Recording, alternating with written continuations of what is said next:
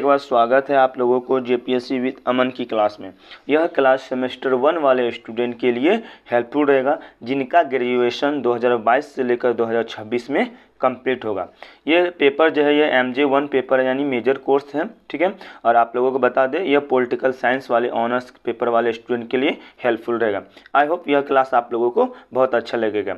आज का important question है कि भारतीय संविधान की प्रस्तावना के महत्व एवं मुख्य सिद्धांत का वर्णन करें।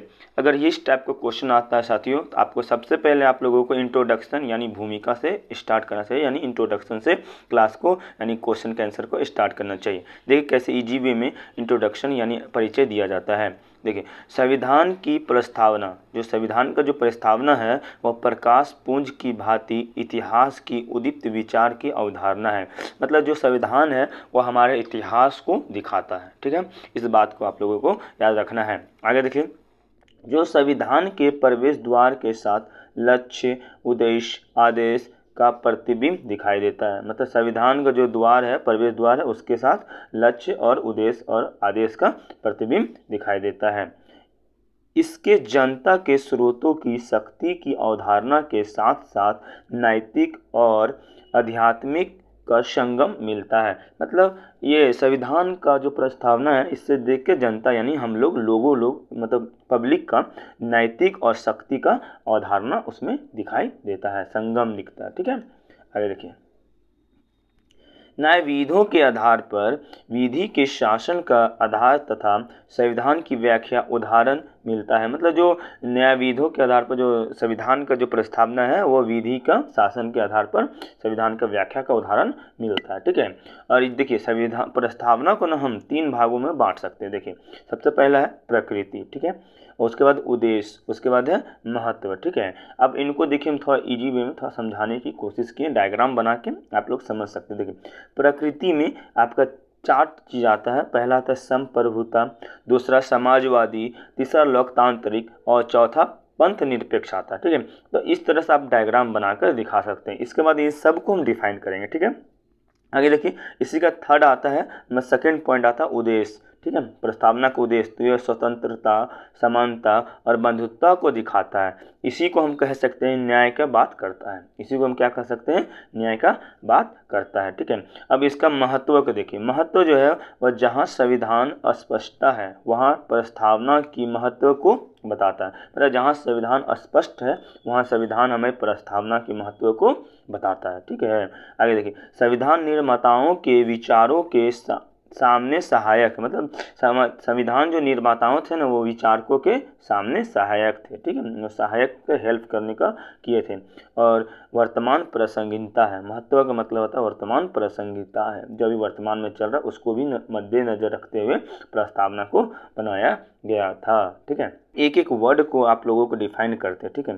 देखिए प्रस्तावना के प्रकृति के संबंध में, ठीक है, तो भारत को संप्रभुता का संपन्न समाजवादी लोकतांत्रिक गणराज्य की अवधारणा को प्रस्तुत करता है। मतलब भारत जो है हमारे समाजवादी मतलब समाजों के प्रति, लोकतांत्रिक गणराज्य के प्रति अपनी अवधारणा को क्या करते हैं, प्रस्तुत करते हैं। इस बातों का आप लोग याद रखिए। अब धीरे धीरे हम आप लोगों को बताएंगे समाजवादी होता क्या है, लोकतांत्रिक क्या होता है। हम आगे पॉइंट हम आप लोगों को डिफाइन किए हैं, चलिए हम आगे बताते हैं।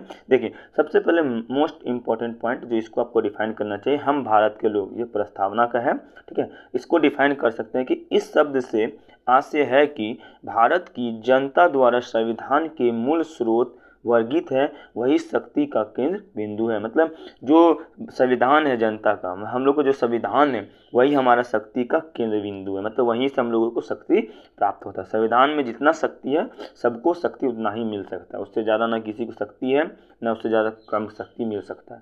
जितना प्रधानमंत्री को भी कोई शक्ति मिलता है तो वो जितना संविधान में लिखा गया उससे ज़्यादा शक्ति उनको नहीं मिल सकता है। ये सब हमारे संविधान में लिखा गया है, ठीक है। आगे देखें, संप्रभुता संपन्न, इसका मतलब क्या होता है। देखिए संप्रभुता संपन्न है एक वर्ड है, इसको भी डिफाइन करना है। अब धीरे धीरे वर्ड को, जो हमारे प्रस्तावना में वर्ड था मेन वर्ड, उसको डिफाइन करिए। ठीक है। तो संप्रभुता संपन्न में आंतरिक एवं बाहरी मामले में पूरी तरह संप्रभु होना, मतलब अपवाद में अंतर्राष्ट्रीय संघ के कारण कई तरह से अंकुश विद्यमान है। मतलब देखिए, जो आंतरिक एवं बाहरी मामले जो होंगे ना, वो पूरी तरह से संपूर्ण होना चाहिए, मतलब एकदम एकदम सही सही होना चाहिए, जो चीज़ हो रहा है सब सही होनी चाहिए अंतर्राष्ट्रीय संधि के कारण। अंतर्राष्ट्रीय में जैसे अंतर्राष्ट्रीय राष्ट्र दूसरे दूसरे देशों से संधि करके हमारे आंतरिक और बाहरी मामले को अच्छा से एकदम अच्छा से चलाना है, ठीक है, इसका कहने का मतलब होता है, ठीक है, इस वर्ड का। अब नेक्स्ट वर्ड जो आता है, हम आपको बताए थे कि हर एक वर्ड को डिफाइन करेंगे। उसी तरह देखिए समाजवादी। अब समाजवादी वर्ड को किस तरह से डिफाइन किया जा सकता है, आप अपने अपने वर्ड में भी डिफाइन कर सकते हैं, ईजी में भी लिख सकते हैं, लेकिन हम इसमें थोड़ा सा मेन पॉइंट दे दिए हैं जिससे कि आपको थोड़ा सा नंबर अच्छा मिले, ठीक है। देखिए शासन प्रशासन सरकार के आधार पर कोई भेदभाव नहीं होगा, मतलब समाजवादी कहने का मतलब है समाज में जितना भी लोग होगा सभी को अपना अपना अधिकार अच्छा से मिलेगा, ठीक है, सभी को अपना अपना अधिकार अच्छा से मिलेगा, ठीक है। और हम इसको बस अच्छा से समझाने के लिए केवल लिख दिए कि शासन प्रशासन सरकार का जितना कोई भी हो किसी के साथ भेदभाव नहीं किया जाएगा। इससे आप लोग समझ जाइए समाजवादी मतलब समाज के प्रति आपको एग्रेसिव होना चाहिए, ठीक है। देखिए अब हम इसको थोड़ा सा डिफाइन कर दिए हैं, थोड़ा सा वर्गीकृत कर दिए हैं कि भूमि जमींदार प्रतिवर्ष असमानता, मतलब जो समाज में जो होता है, जैसे भूमि का जो जमींदार होता है और जमींदार लोग अपना अधिकार जमाता है गांव में समाज में, तो वो सब भी हटा दिया गया। और प्रीति वर्ष का मतलब होता है खत्म कर समाजवादी बनाया, मतलब प्रीति वर्ष को खत्म करके क्या बनाया गया था, समाजवादी बनाया गया था। और असमानता, हमारे समाज में असमानता को देखने को मिलता है, ठीक ना। देखिए अपवाद, इसके नकारात्मक और नस्लवाद है, मतलब जो समाजवाद का जो उल्टा होता है वो होता है नस्लवाद, ठीक है, नस्लवाद, ठीक है। अब देखिए नेक्स्ट पॉइंट आता है इसी में पंथ निरपेक्ष। अब इनको भी समझने की आपको जरूरत है। देखिए संविधान के अंतर्गत पंथ निरपेक्ष पहले से मौजूद था, मतलब संविधान के अंतर्गत जो संविधान बन रहा था उससे पहले हमारे देश में पंथ निरपेक्ष मौजूद था, लेकिन 1976 में इसे जोड़ा गया था। कब जोड़ा गया था, 1976 में जोड़ा गया। अब पंथ निरपेक्ष को दो भागों में बांट सकते हैं। देखिए एक होता है धर्म निरपेक्ष और पंथ निरपेक्ष, ठीक है। धर्म निरपेक्ष का मतलब होता है कि नकारात्मक चीज है और ये पश्चिमी सभ्यता के अवधारणा पर आधारित, मतलब धर्म निरपेक्ष जो है वो नकारात्मक है, मतलब वो नेगेटिव चीज हमको दिखाया है, ठीक है। और पंथ निरपेक्ष जो सकारात्मक चीज है और यह इसका कोई धर्म नहीं होता, मतलब हमारा देश पंथ निरपेक्ष जिसका कोई धर्म नहीं है, हम लोग सभी धर्म को रख सकते हैं, दोनों का मतलब सेम है, बट लेकिन समझना धर्म निरपेक्ष मतलब होता है नकारात्मक और पंथ निरपेक्ष का मतलब होता है सकारात्मक, ठीक है। आगे देखें, इसी तरह नेक्स्ट पॉइंट आता है प्रस्तावना में लोकतांत्रिक। अब लोकतांत्रिक का मतलब आप समझ सकते हैं कि जनता का सरकार, तो ये अपना अपना इजी वर्ड में भी आप लोग लिख सकते हैं, लेकिन मेन पॉइंट जो होता है वो हम आप लोगों को बता देते हैं। देखिए हमने लोकतंत्र को चुना है और हमारा देश लोकतंत्र है, ठीक है, हमारा देश लोकतंत्र है। अब ये लोग इस आंसर को देख के कंफ्यूज नहीं कीजिएगा, ये जो आंसर है ये यूपीएससी पर्पज से बनाया गया, आप सेमेस्टर में भी आप लोग लिख सकते हैं, ठीक है।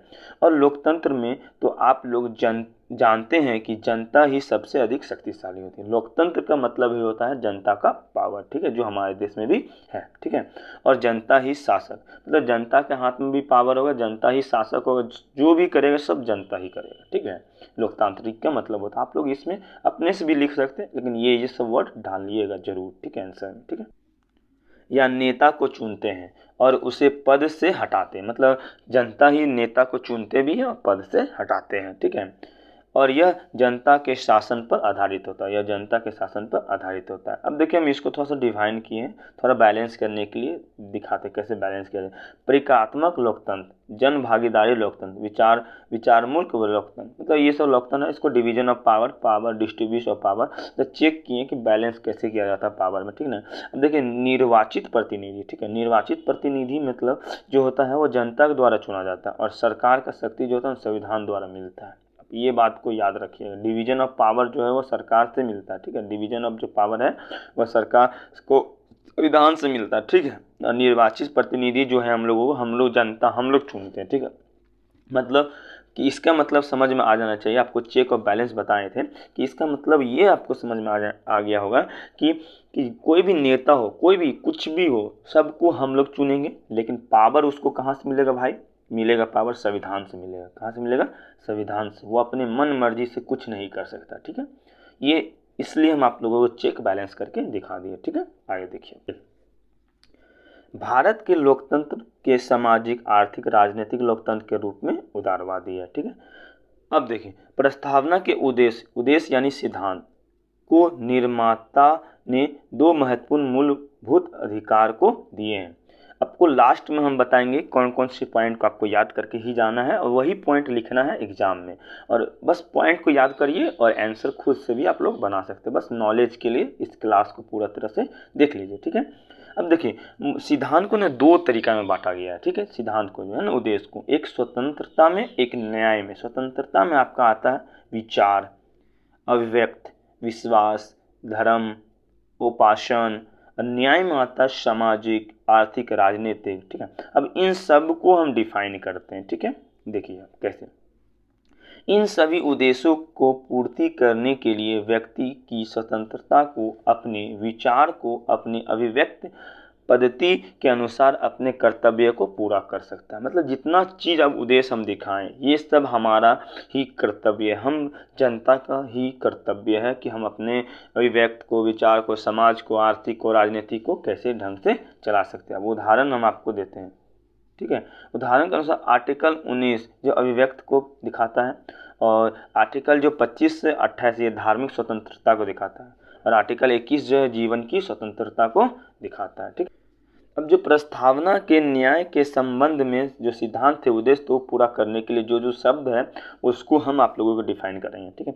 सामाजिक, अब सामाजिक को आप लोग खुद से डिफाइन कर सकते हैं। मतलब समाज के बारे में लिखना है कि समाज में भेदभाव नहीं होना चाहिए, ये मतलब समाज की मतलब अच्छाई को दिखाना है, बुराई को दिखाना है। और अगर आप लोग पॉलिटिकल साइंस के स्टूडेंट है तो आर्टिकल को भी दिखाना है। तो समाज के बारे में आर्टिकल 15, 14, 17, 37, 41 और 42 में डिफाइन किया गया। आप इसको भी लिख सकते हैं कि इस नाम में आर्टिकल में डिफाइन किया। बस मेन चीज़ हम आपको बता रहे हैं, ठीक है, जो याद करना है। ये तो सामाजिक को आप लोग खुद से डिफाइन कर सकते हैं, ठीक है। और आर्थिक का मतलब होता है क्या? देखिए, आर्थिक जो है ना, आर्थिक का मतलब होता है गरीब और अमीर, मतलब समान व्यवहार नहीं होता है, समान व्यवहार होना चाहिए। तो ये चीज़ को आप लोग को खुद से डिफाइन करना है। बस मेन चीज़ आपको याद रखना है कि आर्थिक का मतलब होता है गरीब और अमीर, इसके बारे में आपको दिखाना है समान व्यवहार करके, ठीक है, समाज में, ठीक है।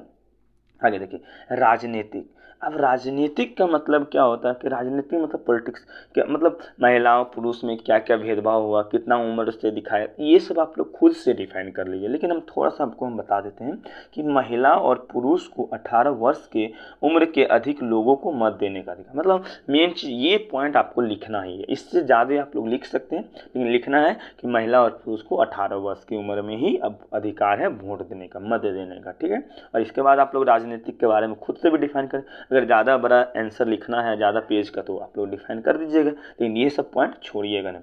तो ये नेक्स्ट पॉइंट आपको लिखना है समता, ठीक है, सॉरी, समता। तो नागरिकों के अवसर एवं प्रतिष्ठा की समता से संबंधित।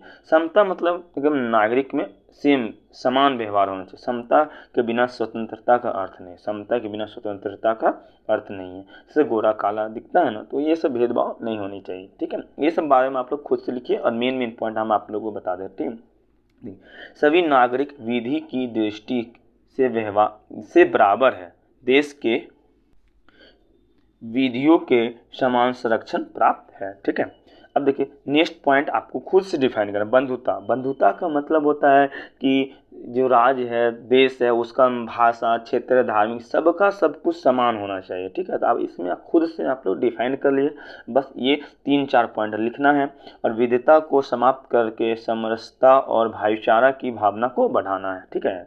ये सब चीज़ आप लोगों को खुद से डिफाइन करके एकदम डिफाइन कीजिएगा अच्छे से, तो पेज भर जाएगा, ठीक है। बस हम समझाने की कोशिश करें, ठीक है। आगे देखिए, महत्व के स्वरूप के आधार पर कहा गया है कि प्रस्तावना, क्या कहा गया है, देखिए, संविधान के मूल ढांचे की ओर संकेत करती है। संविधान जो है मूल ढांचे की ओर क्या करती है, संकेत करती है, ये महत्व है, ठीक है।